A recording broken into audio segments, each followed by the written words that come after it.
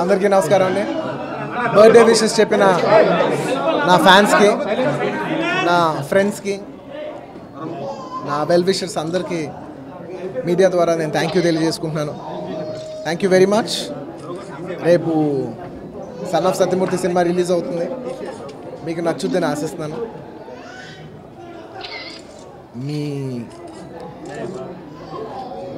మేము మీకు నచ్చుద్దని ఎలా చెప్పేది,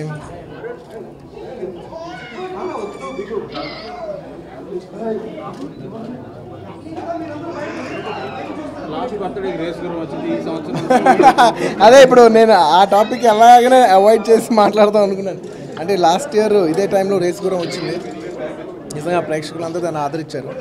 అలాగే ఈ సినిమాని ఆదరిస్తారు, అంతకంటే ఎక్కువ ఆదరిస్తారని నేను కోరుకుంటున్నాను. సో మీకు సినిమా నచ్చాలని కోరుకుంటున్నాను. అంతకంటే నా దగ్గర పెద్ద చెప్పడానికి నిజంగా ఏం లేదు. థ్యాంక్ యూ వెరీ మచ్ అండి. Thank you everybody. అవునండి. అంటే కెరియర్ ప్లానింగ్ అంటూ ట్విట్టర్ జాయిన్ అవటం అలాగే లేదండి.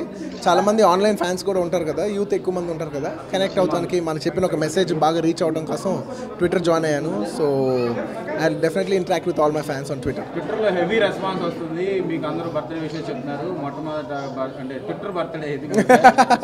మీ అభిమానులకి ఈ సినిమా నిజంగా చెప్పేది ఏంటి?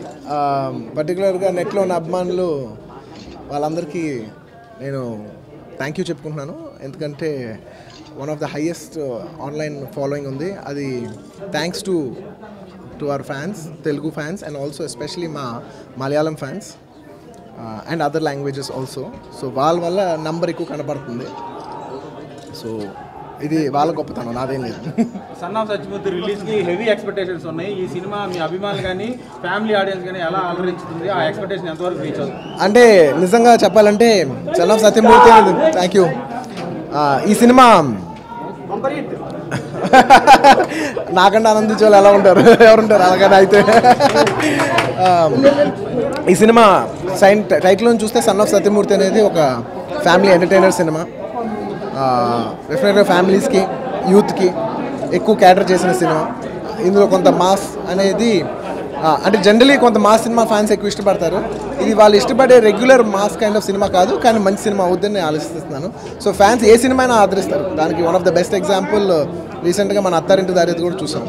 సో వాళ్ళు ఏ సినిమా అయినా ఆదరిస్తారనే నమ్మకం నాకుంది. సో ఈ సినిమా కూడా నచ్చుద్దని కోరుకుంటున్నాను.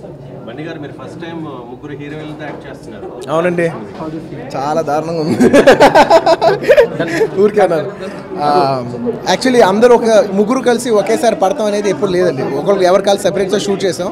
సో ముగ్గురు అమ్మాయిలు డీల్ చేయాల్సిన సిచ్యువేషన్ ఎప్పుడు రాలేదు కాబట్టి ఎస్కేప్ అయిపోయాం. Thank you.